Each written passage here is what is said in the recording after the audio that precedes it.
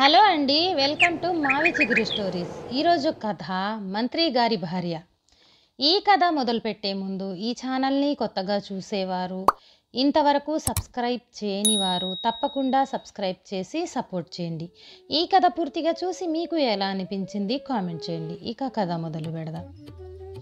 ఒకనాడు ఏం జరిగిందంటే, కందర్పకేతుని పట్టపురాణి తన కట్టుపుట్టాలను ఉతకటానికి వేస్తున్నది. ఏమే ముత్యాలు, ఎప్పుడు ఉత్త చేతులతోనే వచ్చేదానివి, ఈవేళ అంత పెద్ద మూట మోసుకొచ్చావేం అడిగింది మహారాణి. మంత్రి గారింట్లో కూడా నేనే పని చేస్తున్నాను కదమ్మా, ఈ మూట వాళ్ళింట్లోది అని చెప్పింది ముత్యాలు. ఏమిటి, అవన్నీ మన మంత్రి గారి భార్యవా? నీవేమైనా ఎరుగుదువా? ఏ పాటి చక్కనిది, ఎంత వయసుంటుంది అని ఆరా తీసింది మహారాణి. మీ ముందు పొగిడితే మీకు కోపం వస్తుందేమో కానీ అమ్మా, ఆమె అలాంటి అందగత్తెను నేనెక్కడా చూడలేదు. మంత్రి గారి భార్య వయసు బింకం ఏ పాటిదో ఆమె రైకే చెబుతుంది. దీన్నొకసారి చూడండి, విప్పినా తొడిగినట్లే ఉన్నది అన్నది ముత్యాలు ఓ రైకను మహారాణి చేతికందిస్తూ. ఆమె చూపించిన చిహ్నాలను చూసి మహారాణి విస్మయపడింది. ఏమే, మా ప్రధాని మొదట యాచకునిగా కుటుంబంతో ఈ ఊరికి వచ్చినాడని కదా చెప్పుకుంటారు. ఆ సామాన్య స్థితిలో ఇంత చక్కని భార్య ఎలా లభించింది అంటూ ఆ రైకను తీసుకొని పరీక్షించసాగింది. ఇంతలో అక్కడికి మహారాజు కందర్పకేతుడు వచ్చాడు. రాణి రాణి, ఏమిటది, ఎవరిది, దానినలా పరీక్షిస్తున్నావేం అని ప్రశ్నించాడు. ప్రాణేశ్వర, ఈ కంచుకం ఎవరిదో, దీనిని ధరించిన పడతి వయసు ఎంతో ఊహించండి చూద్దాం అని పరిహాసంగా పలికింది మహారాణి. కందర్పకేతుడు తడబడ్డాడు. దీని దుంప తెగ, ఎన్నిసార్లు మడతలు పెట్టి ఎంత నలిపినా విడిచినా గుబ్బ విడిచి నిలబడుతున్నది. ఇది కుట్టినవాడి మహత్యమో ధరించిన సొగసుగత్తె లావణ్యమో ఎవరు చెప్పగలరు? మీరేమో కంకణాన్ని చూసి ఓ ఆడదాన్ని సముద్రాలు దాటించి తెచ్చినవారు. ఇక ఈ రైక వివరం చెబితే ఏం చేస్తారోనని భయం వేస్తున్నది అన్నది మహారాణి రెప్పలు వాల్చి వేరొక దిక్కున చూస్తూ, పరిహాసాన్ని అలాగే కొనసాగిస్తూ. కందర్పకేతుడు తాను సిగ్గుపడ్డాడు. వింత వస్తువులను చూడాలని ఎవరైనా అనుకుంటారు, చూచినంత మాత్రాన తప్పు పట్టకూడదు కదా అన్నాడు తనను తాను సమర్థించుకుంటూ. మహారాజా, ఈ రైక మన ప్రధానమంత్రి గారి భార్యదని మన ముత్యాలు చెబుతున్నది. ఒకప్పుడు సామాన్యునిగా బతకటానికి వచ్చిన వాడికి ఇంత చక్కని భార్య లభించటం అదృష్టం కదా అన్నది మహారాణి. ఆమె మాటలతో కందర్పకేతుడు అబ్బురపడ్డాడు. ఎలాగైనా ఒకసారి ప్రవరుని భార్యను చూడాలనే కోరిక అతని మనసులో కలిగింది. కానీ ఆమెను చూడటానికి మీ ఇంటికి వస్తాను అని కానీ, మా ఇంటికి తీసుకురా అని కానీ అనలేడు కదా. అందుకోసం అతడో ఎత్తు వేశాడు. మరునాడే ప్రవరుని పిలిచి, మిత్రమా, ఈ పూట మనమిద్దరం కలిసి భోజనం చేద్దామన్నాడు. ప్రవరునికి పాపం అంగీకరించక తప్పలేదు. మహారాణి వడ్డిస్తూ ఉండగా ప్రవరునితో సరసంగా సంభాషించాడు. మిత్రమా, ఈ పండు ఎంత తీయగా ఉందో చూశావా? ఈ పాయసంలో మిరియపు పొడి చూశావా? ప్రియుని పెదవిని మునుపంటితో కొరికిన వన్నెలాడి కారపు వలపులా ఉంది కదా. రాణి, ఆ నేతి అరసులా తీసుకురా అని కందర్పకేతుడు ఉల్లాసం కలిగేలా ఏవేవో మాట్లాడసాగాడు. మహారాణి భర్తకు కూడా వడ్డించపోయింది. గబుక్కున చేతిని అడ్డం పెట్టి, రాణి, నాకు మరీ ఎక్కువ వడ్డించవద్దు. రేపొద్దున నాకు మంత్రి గారింట్లో విందు జరగబోతుంది. మంత్రిగారి భార్య నీకంటే బాగా వంట చేస్తుందట. కొంచెం కడుపులో ఖాళీ ఉంచుకోవాలి. ఎంతైనా బ్రాహ్మణులకు తెలిసినట్లు భోజన రుచి ఇతరులకు తెలియదు అంటూ నవ్వేశాడు కందర్పకేతుడు. మహారాజు మనసులోని మాట తెలిసినప్పటికీ ప్రవరునిలో దిగులు ఆవరించింది. దాన్ని దిగమింగి భోజనం ముగించాడు. కర్పూర తాంబూలం వేసుకుంటున్న సమయంలో, మహారాజా, ఇందాక మీరు పరిహాసానికి అన్నమాట నిజం చేయాలి. రేపు మీరు మా ఇంటికి భోజనానికి రావాలి అని ఆహ్వానించాడు. ఆ మాట ప్రవరుని చేత అనిపించుకోవటానికే కదా కందర్పకేతుడు ఇంతగా కష్టపడ్డాడు. అయినా తన రాజా దర్పానికి తీసిపోని విధంగా మాట్లాడి చివరికి సరే వస్తాను, కానీ నాకు పెందరాళే భోజనం వడ్డించాలి మిత్రమా, నేనెక్కువసేపు ఆకలికి ఆగలేను అని అతన్ని పంపించి వేశాడు. ప్రవరుడు ఇల్లు చేరుకున్నాడు. తెల్లవారితే మహారాజు తన ఇంటికి భోజనానికి వస్తాడు. రాజంతటి వాడు భార్య చేత తనకు వడ్డింపచేశాడు. తాను కూడా భార్యతో కాకుండా మరొకరితో వడ్డింపచేస్తే ఆగ్రహించవచ్చు. కానీ తనకసలు పెళ్ళే కాలేదు కదా. ఆనాటి రాత్రి గుర్రపు శాలలో పడుకొని ఉంటే కోట గోడ మీద నుంచి దిగివచ్చిన కాంచనవల్లి తనను నిద్రలేపింది. తనతో రమ్మని ఆమె పిలిచింది. ఆమె రాత్రంతా ప్రయాణం చేస్తూ ఉండగా ఆ చీకటిలో తానెవరో తెలియక చాలానే కబుర్లు చెప్పింది. ఆనాడు తెల్లవారి తన ముఖం చూసింది మొదలు నేటి వరకు తనతో మళ్ళీ మాట్లాడి ఎరగదు.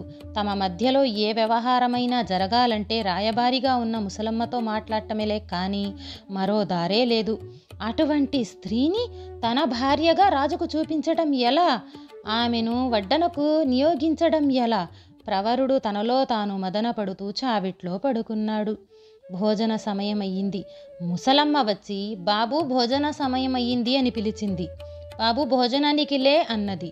ప్రవరుడు లేవకుండా అలాగే పడుకున్నాడు. అవ్వా, ఈ పూట నాకు ఆకలిగా లేదు అన్నాడు. ప్రవరుని ప్రవర్తనకు కిటికీలో నుంచి కాంచనవల్లి గమనిస్తూనే ఉంది. అతనికి ఏదో సమస్య వచ్చిందని తన బుద్ధి కుశలతో గుర్తించగలిగింది. అందులోనూ అప్పుడప్పుడే ఆమెకు ప్రవరునిపై మనసు తిరుగుతున్నది. అది కూడా ఆమె శ్రద్ధకు ఒక కారణం. అందువల్ల చావిడి నుంచి గుమ్మంలోకి అడుగు పెడుతున్న ముసలవ్వను అక్కడే ఆపి, అవ్వా, బుద్ధిమంతులైన వారు అల్పకార్యాల కోసం మనసు కష్టపెట్టుకొని భోజనం మానివేయరు. దైవం ప్రతికూలమైనప్పుడు మిత్రులు మాత్రమేనా? మనము సహాయం చేయలేమా? ఇన్నాళ్లుగా వారు మమ్మల్ని పోషిస్తున్నారు. వారిపై మనకు ఆ మాత్రం విశ్వాసం ఉండవద్దా? ముందు భోజనానికి లెమ్మను, ఏదైనా విషయం ఉంటే మాట్లాడుకోవచ్చు అని ప్రవరునికి వినిపించేలా పలికింది. ప్రవరుడు భోజనానికి లేచాడు. పెరుగు కలుపుకుంటూ తన సమస్యంతా అవ్వతో వివరంగా చెప్పాడు. గుమ్మం వెనక నుంచి కాంచనవల్లి కూడా అవ్వతోనే, ఓ, ఈ మాత్రం దానికి వెనుదీయటం ఎందుకు? రేపు మహారాజును ఉచిత రీతిన సత్కరించి పంపుదాం అని ప్రవరుని మనసుకు ఆనందం కలిగించేలాగా చెప్పింది. ఇక తెల్లవారింది. అందుకోసమే ఆగాడేమో అన్నట్టుగా ఇంకా సరిగ్గా పొద్దెక్కక ముందే ప్రవరుని ఇంటి ముందు రథం దిగాడు కందర్పకేతుడు. భోజనాలు వడ్డించే వేళ వరకు ప్రవరునితో ఇష్టాగోష్ఠి సాగించాడు. వడ్డన మొదలు పెట్టబోతున్నాం అని ముసలవ్వ వచ్చి చెప్పింది. కందర్పకేతుడు ఒళ్ళంతా కళ్ళు చేసుకొని భోజనాల గదిలో ప్రవేశించాడు. తెల్లని వస్త్రాలు ధరించి తెల్లని పూలు వజ్రాలు పొదిగిన ఆభరణాలతో కాంచనవల్లి మొదటి వడ్డన పూర్తి చేసింది. కొద్దిసేపటికి వేరొక గదిలోకి వెళ్ళిపోయింది. ప్రవరునితో కబుర్లు చెప్తున్నాడే కానీ కందర్పకేతుని మనసంతా కాంచనవల్లి అందం మీదనే ఉంది. ఆమె మళ్ళీ ఎప్పుడు దర్శనమిస్తుందోనని ఎదురు చూస్తూ ఉన్నాడు. కొంతసేపటికి ఎరుపు రంగు వస్త్రాలు, ఎర్రని పూలు, పగడాలు పొదిగిన ఆభరణాలు ధరించి వచ్చి కాంచనవల్లి రెండో మారు వడ్డన చేసింది. ఆ దెబ్బతో కందర్పకేతునికి మతిపోయింది. ఎలాగో భోజనం పూర్తి చేసి అంతఃపురానికి చేరుకున్నాడు. మహారాణి, మహారాణి, మన ప్రధానమంత్రి ప్రవరునికి ఒక్కతే భార్య అని విన్నాం. కాదు కాదు, అతనికి 2 భార్యలున్నారు. అందంలో ఒకరితో మరొకరు తీసిపోరు అని చెప్పాడు. విస్తుపోవటం మహారాణి వంతయ్యింది. కొన్ని దినాలు గడిచాయి. మరోసారి ప్రవరుని భార్యలను చూడాలనే కుతూహలం మాత్రం కందర్పకేతునిలో పోలేదు. మిత్రమా, రేపు వైశాఖ పౌర్ణమి. ఆలు మొగలు కొంగుముళ్ళు వేసుకుని సముద్ర స్నానం చేస్తే పుణ్యమని మన పురోహితులు చెబుతున్నారు. మేం వెళుతున్నాం. రేపు నీ భార్యలిద్దరితో కలిసి నువ్వు కూడా వస్తే బాగుంటుంది అన్నాడు. ప్రవరునికి మళ్ళీ ఒప్పుకోక తప్పలేదు. పరాయి స్త్రీని ఇతరులకు భోజనం వడ్డించడానికి నియోగించటం వరకు పర్వాలేదు, కానీ సరిగంగ స్నానాలు చేయటానికి రమ్మని పిలవటం ఎలా? గతంలో లాగే ఈసారి కూడా భోజనం వద్దని ముసలమ్మతో చెప్పాడు. యథాతథంగా కాంచనవల్లి అతని మనోభిప్రాయాన్ని గుర్తించి సంగతి తెలుసుకుంది. దిగులు పడవద్దని ప్రవరునికి హామీ ఇచ్చింది. తెల్లవారేసరికి 7 రకాల కట్టుపుటాలు, 7 పల్లకీలు గుమ్మంలో ఉండాలి.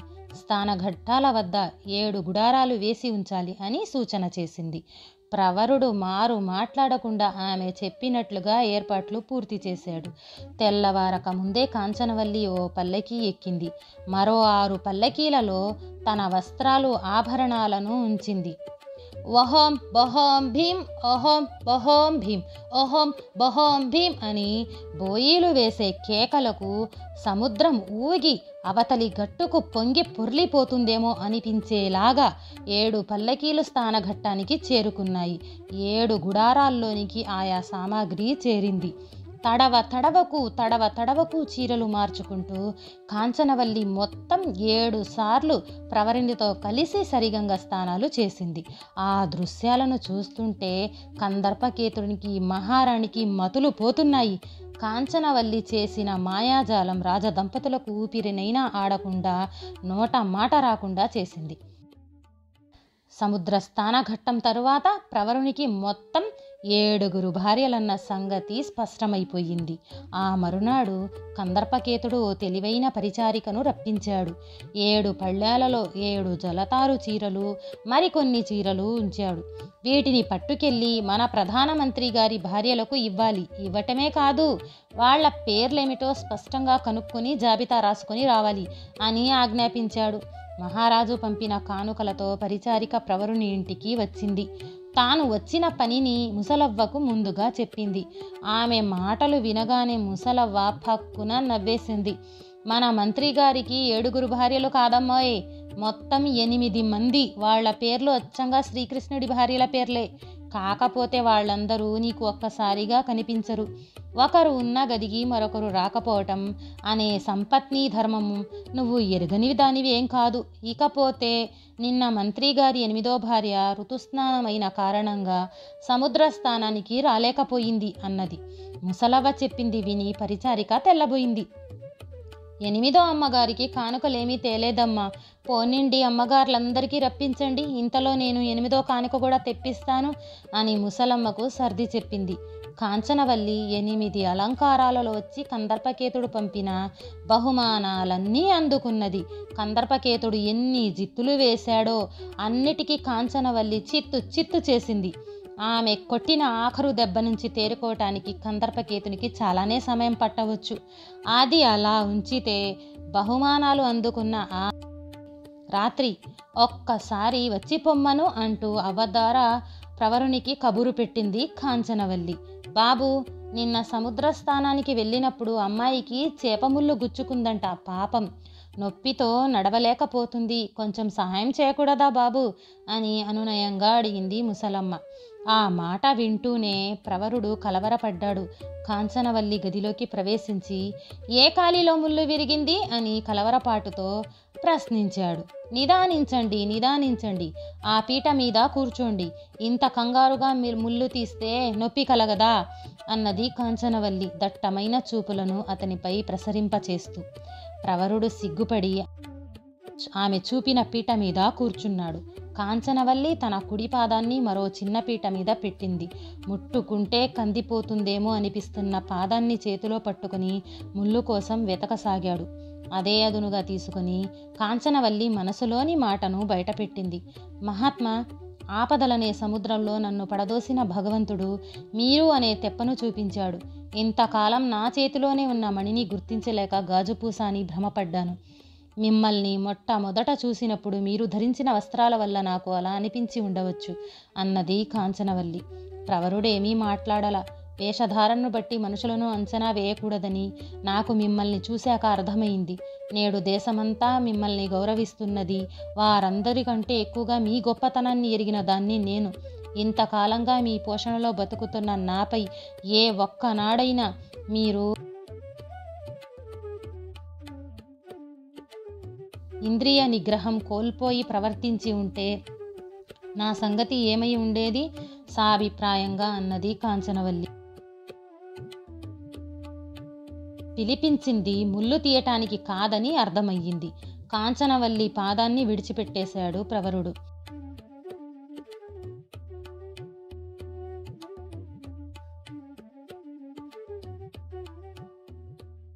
నేను రాజకుమార్తెను. మా మంత్రి గారి కుమారుడైన జయంతుణ్ణి ప్రేమించాను. మా ఇద్దరి మధ్య అంతస్తులు అడ్డుగోడలుగా నిలిచాయి. పారిపోయి వివాహం చేసుకోవాలనుకున్నాం. అంతకు మించి నాలో ఏ దోషమూ లేదు.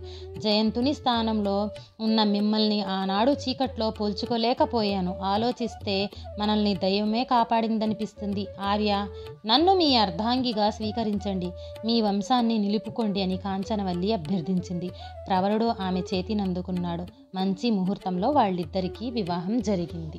ఈ కథ నచ్చితే లైక్, షేర్ చేసి తప్పకుండా సబ్స్క్రైబ్ చేయండి.